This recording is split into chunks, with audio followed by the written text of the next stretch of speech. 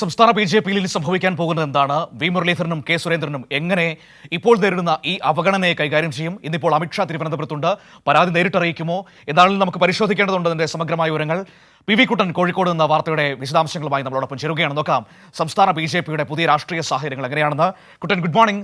സംസ്ഥാന ബി.ജെ.പിയിലെ പുതിയ രാഷ്ട്രീയ സാഹചര്യങ്ങളെക്കുറിച്ച് നമ്മൾ പറഞ്ഞുകൊണ്ടിരിക്കുകയായിരുന്നു. ഏതായാലും വി മുരളീധരനും കെ സുരേന്ദ്രനും പൂർണ്ണമായും അവഗണിക്കപ്പെടുന്നതാണ് പുതിയ നേതൃത്വത്തിന് കീഴിൽ നമ്മൾ കണ്ടുകൊണ്ടിരിക്കുന്നത്. ഇത്രയും കാലം കേരള ബി.ജെ.പിയിലെ ഏറ്റവും ശക്തരായിരുന്നു ഈ രണ്ടു പേരുകാർ, വി മുരളീധരൻ, കെ സുരേന്ദ്രൻ. എന്നാൽ ഇന്നവർ അപ്രസക്തരാകുന്നു പുതിയ ഭാരവാഹി പട്ടിക വരുമ്പോൾ. പരാതിയുമായി കേന്ദ്ര നേതൃത്വത്തിന്റെ മുൻപിലേക്ക് ഇരുവരും പോകുമോ? കുട്ടൻ, എന്താണ് അവരുടെ മനസ്സിലിരിപ്പ്? Manu, good morning. ബി.ജെ.പിക്കകത്ത് നമുക്കറിയാം, കഴിഞ്ഞ കുറേ കാലങ്ങളെ കേരളത്തിൽ ബി.ജെ.പി എപ്പോൾ നിലവിൽ വന്നോ അന്ന് മുതൽ തന്നെ വലിയ രീതിയിലുള്ള വിഭാഗീയ പ്രവർത്തനങ്ങൾ, ആരൊക്കെ ഭാരവാഹികളായി വരുന്നു അവർക്കെതിരെ അതിശക്തമായ മറ്റൊരു ഗ്രൂപ്പ് വളരെ ശക്തമായ രീതിയിൽ പ്രവർത്തനങ്ങളുമായി ഉണ്ടാകാറുണ്ട്. അത് കഴിഞ്ഞ കാലങ്ങളിലൊക്കെ വി മുരളീധരൻ പ്രസിഡന്റായ ഘട്ടത്തിലും കെ സുരേന്ദ്രൻ പ്രസിഡന്റായ ഘട്ടത്തിലും അതിനു മുമ്പ് ശ്രീധരൻപിള്ളയുടെ ഘട്ടത്തിലും കുമ്മനത്തിൻ്റെ ഘട്ടത്തിലായാലും എല്ലാ കാലഘട്ടത്തിലും അത്തരത്തിൽ ശക്തമായ ഒരു വിഭാഗീയ പ്രവർത്തനങ്ങൾ ഉണ്ടാകാറുണ്ട്. ഈ വിഭാഗീയ പ്രവർത്തനങ്ങൾ അവസാനിപ്പിക്കുന്നതിന് വേണ്ടിയാണ് ഈ കേരള രാഷ്ട്രീയത്തിൽ, അതായത് കേരളത്തിലെ ബി.ജെ.പി രാഷ്ട്രീയത്തിൽ സജീവമല്ലാതിരുന്ന രാജീവ് ചന്ദ്രശേഖരനെ കേരളത്തിലേക്ക് എത്തിച്ച് ഇവിടെ സംസ്ഥാന പ്രസിഡന്റായി നിയമിച്ചത്. കേന്ദ്ര നേതൃത്വം അത്തരമൊരു തീരുമാനമെടുത്തത്. പക്ഷേ രാജീവ് ചന്ദ്രശേഖർ ഇവിടേക്ക് എത്തിയത് വളരെ കൃത്യമായ ചില ലക്ഷ്യങ്ങളോടുകൂടിയാണ് എന്നാണ് ഈ ഭാരവാഹി പട്ടിക പുറത്തു വന്നതോടുകൂടി നമുക്ക് മനസ്സിലാവുന്നത്. വി മുരളീധരനെയും കെ സുരേന്ദ്രനെയും അങ്ങനെ നിർദോഷകരമായ രീതിയിൽ ഒതുക്കുന്നു എന്നല്ല, വളരെ കൃത്യമായൊരു പ്ലാനിങ് ഇതിനകത്ത് രാജീവിനുണ്ട് എന്നുള്ളതാണ്. കാരണം അദ്ദേഹം കേരള രാഷ്ട്രീയത്തിലേക്ക് വരുമ്പോൾ, അദ്ദേഹം കേന്ദ്രമന്ത്രിയായി കേരളത്തിൻ്റെ ചുമതലയിലേക്ക് വരുമ്പോൾ, അതോടൊപ്പം തന്നെ കേരളത്തിൽ മത്സരിക്കാൻ വരുമ്പോഴൊക്കെ ശക്തമായ രീതിയിലൊരു പ്രതിരോധം തീർത്തത്, അദ്ദേഹത്തെ ഇവിടേക്ക് അടുപ്പിക്കാതിരിക്കുന്നതിന് വേണ്ടിയുള്ള നീക്കങ്ങൾ നടത്തിയത് വി മുരളീധരനും കെ സുരേന്ദ്രനുമാണ് എന്നുള്ളൊരു ഉറച്ച ബോധ്യം അദ്ദേഹത്തിനുണ്ട്. അതുകൊണ്ട് തന്നെ അദ്ദേഹം പ്രസിഡന്റായി വന്ന ഘട്ടം മുതൽ കൃഷ്ണദാസ് എം ടി രമേശ് പക്ഷത്തോട് കൃത്യമായ ഒരു കൂറ് പുലർത്തിയാണ് മുന്നോട്ട് പോയിരുന്നത്.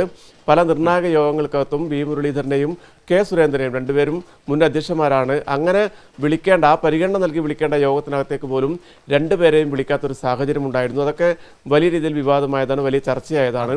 എങ്കിൽ പോലും ഇത്തരമൊരു ഭാരവാഹി പട്ടിക ഒരു സ്വപ്നത്തിൽ പോലും സുരേന്ദ്രനും മുരളീധരനും പ്രതീക്ഷിച്ചിട്ടുണ്ടാവില്ല. കനത്ത തിരിച്ചടിയാണ് ഇരുവർക്കും ലഭിച്ചിരിക്കുന്നത്. കാരണം അവരുടെ പക്ഷക്കാരെ പൂർണ്ണമായി ഒതുക്കിയെന്നത് മാത്രമല്ല, വന്നതാകട്ടെ എല്ലാവരും ജനറൽ സെക്രട്ടറിമാരായി നിയമിതരായ 4 പേരും കട്ടക്ക് കൃഷ്ണദാസിൻ്റെ കൂടെ, അതോടൊപ്പം തന്നെ സുരേന്ദ്രൻ്റെയും മുരളീധരൻ്റെയും വിരുദ്ധ പക്ഷത്ത് നിലയുറപ്പിക്കുന്നവരാണ്. എം ടി രമേശൊക്കെ പല ഘട്ടങ്ങളിലും പരസ്യമായ നിലപാട് വ്യക്തമാക്കിയിരുന്നു. ശോഭാ സുരേന്ദ്രൻ നമുക്കറിയാം, സുരേന്ദ്രൻ പ്രസിഡന്റായ ഘട്ടത്തിൽ, വി മുരളീധരൻ പ്രസിഡന്റായ ഘട്ടത്തിലൊക്കെ കേരളത്തിലെ ബി.ജെ.പി രാഷ്ട്രീയത്തിലേക്ക് ഒരു കാരണവശാലും അടുപ്പിക്കില്ല എന്നൊരു ശപഥമുണ്ടായിരുന്നു ഈ പക്ഷത്തിന്. പക്ഷെ അതൊക്കെ അതിജീവിച്ചുകൊണ്ട് ശോഭാ സുരേന്ദ്രൻ അവർ ജനറൽ സെക്രട്ടറിയായി വീണ്ടും കോർ കമ്മിറ്റിയിലേക്ക് എത്തും. അത് ജനറൽ സെക്രട്ടറി എന്നുള്ളത് അത് അവർക്ക് പുതുമയുള്ളൊരു പദവിയല്ല. എങ്കിൽ പോലും പ്രത്യേക രാഷ്ട്രീയ സാഹചര്യത്തിൽ ശോഭാ സുരേന്ദ്രൻ കരുത്താർജിക്കുന്നു. എം ടി രമേശ്, കൃഷ്ണദാസ് പക്ഷം കരുത്തിലേക്ക് വരുന്നു. അതോടൊപ്പം തന്നെ അതേസമയം തന്നെ മുരളീധരൻ്റെയും കെ സുരേന്ദ്രയും അടുപ്പക്കാരൊക്കെ പൂർണ്ണമായും നിഷ്കാസനം ചെയ്യുന്ന രീതിയിലേക്ക് എത്തുന്നു കാര്യങ്ങൾ. സുധീറും കൃഷ്ണകുമാറും ഒന്നും ഭാരവാഹി പട്ടികക്കകത്ത് പ്രധാന പോസ്റ്റിനകത്തില്ല. ജനറൽ സെക്രട്ടറി സ്ഥാനത്ത് നിന്നും അവർ തരം താഴ്ത്തപ്പെടുന്നു, വൈസ് പ്രസിഡന്റുമാരാകുന്നു. അതേസമയം തന്നെ ഈ രണ്ടുപേരെയും കോർ കമ്മിറ്റിയിൽ നിന്നും സ്വാഭാവികമായി ഒഴിവാക്കപ്പെടും. അതോടൊപ്പം തന്നെ വി വി രാജേഷ്, മുരളീധരൻ്റെയും കെ സുരേന്ദ്രയും ഏറ്റവും വിശ്വസ്തനാണ് വി വി രാജേഷ്. അദ്ദേഹം തിരുവനന്തപുരത്തു നിന്നുള്ള നേതാവെന്ന നിലയിൽ ജനറൽ സെക്രട്ടറിയായി ഉയർത്തപ്പെടുമെന്നുള്ളൊരു പ്രതീക്ഷയുണ്ടായിരുന്നു. പക്ഷേ അതിനു പകരം എ സുരേഷിനെ, തിരുവനന്തപുരത്ത് തന്നെ വി വി രാജേഷിനെതിരെ ശക്തമായ നിലപാട് സ്വീകരിക്കുന്ന സുരേഷിനെയാണ് ഇപ്പോൾ പുതിയ ഭാരവാഹി പട്ടികയിൽ പ്രധാന പദവിയിലേക്ക് ഉയർത്തിയിരിക്കുന്നത്.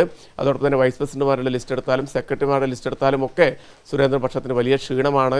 അദ്ദേഹത്തിൻ്റെ കൂടെ അടിയുറച്ചുണ്ടായിരുന്ന ശ്രീകാന്തും നാഗേഷും ഒക്കെ നേരത്തെ സംസ്ഥാന ഭാരവാഹികളായിരുന്നു. ഇപ്പോൾ അവരെ മേഖലാ പ്രസിഡന്റുമാരായി താഴ്ത്തിയിരിക്കുന്നു. പി രഘുനാഥിന് സ്ഥാനമില്ല, ശിവൻകുട്ടിക്ക് സ്ഥാനമില്ല. അത്തരത്തിൽ വലിയ രീതിയിലുള്ളൊരു അടിച്ചമർത്തൽ കെ സുരേന്ദ്രനും വി മുരളീധരനും നേരിട്ടു എന്നുള്ളതാണ്. ഇനി നോക്കിക്കാണേണ്ടത്, ഈ രണ്ടുപേരും അടങ്ങിയിരിക്കുമോ അതോ അല്ലെങ്കിൽ കേന്ദ്ര നേതൃത്വത്തെ പരാതിയുമായി സമീപിക്കുമോ എന്നുള്ളതാണ്.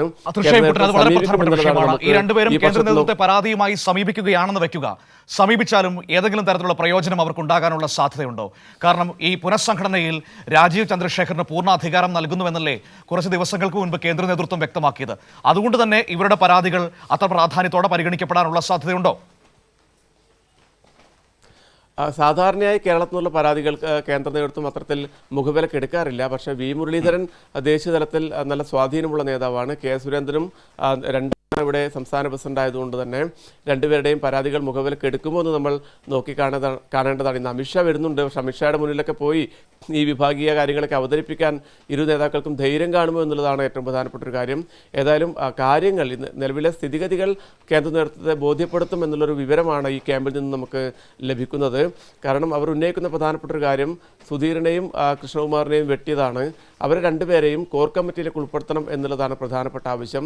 അതോടൊപ്പം തന്നെ വൈസ് പ്രസിഡന്റുമാരെ, ഇവരെ പക്ഷത്തുള്ള വൈസ് പ്രസിഡന്റുമാരെ ദേശീയ സമിതിയിലേക്ക് എത്തിക്കണം. വനിതാ പ്രാതിനിധ്യം വർദ്ധിപ്പിക്കണം. അതൊരു BJP-ക്കകത്ത് ഗ്രൂപ്പ് ഭേദമന്യേ നേതാക്കൾ പറയുന്നുണ്ട്. കാരണം കഴിഞ്ഞ കമ്മിറ്റിയിലൊക്കെ നിരവധി വനിതാ പ്രവർത്തകർ, വനിതാ നേതാക്കൾ ഭാരവാഹികളെ ഉണ്ടായിരുന്നു. പക്ഷേ ഇത്തവണത്തെ ലിസ്റ്റ് എടുത്തപ്പോൾ 2-3 പേർ മാത്രമാണ് തരത്തിൽ ഭാരവാഹി സ്ഥാനത്തുള്ളത്. ആ എണ്ണം, ഈ വനിതാ ഭാരവാഹികളുടെ എണ്ണം വർദ്ധിപ്പിക്കണം എന്നുള്ളൊരു ആവശ്യമുണ്ട്. അതോടൊപ്പം തന്നെ AN രാധാകൃഷ്ണൻ BJP രാഷ്ട്രീയത്തിൽ നിറഞ്ഞു നിൽക്കുന്ന കൃഷ്ണദാസ് പക്ഷത്തെ ഏറ്റവും പ്രധാനപ്പെട്ട നേതാവാണ്. അദ്ദേഹത്തെ അവിചാരിതമായി ഇതിൽ നിന്നും ഈ പട്ടികയിൽ നിന്ന് വെട്ടിയിരിക്കുകയാണ്. അത് കൃഷ്ണദാസ് പക്ഷവും മുകളിൽ ഉയർത്താൻ സാധ്യതയുണ്ട്. പക്ഷേ ഈ മുരളീധരൻ്റെയും അതോടൊപ്പം തന്നെ സുരേന്ദ്രൻ്റെയും പ്രതിഷേധം രൂക്ഷമാകാൻ സാധ്യതയില്ല. കാരണം ഇനി രണ്ടുപേർക്കും രാഷ്ട്രീയത്തിൽ പദവികൾ വേണമെങ്കിൽ കേന്ദ്ര നേതൃത്വം കനിയണം. സുരേന്ദ്രൻ ഒരു രാജ്യസഭാ അംഗത്വമൊക്കെ പ്രതീക്ഷിക്കുന്നുണ്ട്. മുരളീധരന് ദേശീയ തലത്തിലുള്ള എന്തെങ്കിലും BJP-യുടെ പ്രധാനപ്പെട്ട പദവികൾ ലഭിക്കുമെന്നുള്ളൊരു പ്രതീക്ഷയുണ്ട്. അതുകൊണ്ട് തന്നെ മറ്റ് കലഹങ്ങൾക്കോ യുദ്ധങ്ങൾക്കോ ഈ രണ്ട് നേതാക്കളും ഇറങ്ങിപ്പുറപ്പെടാൻ സാധ്യതയില്ല. മനു.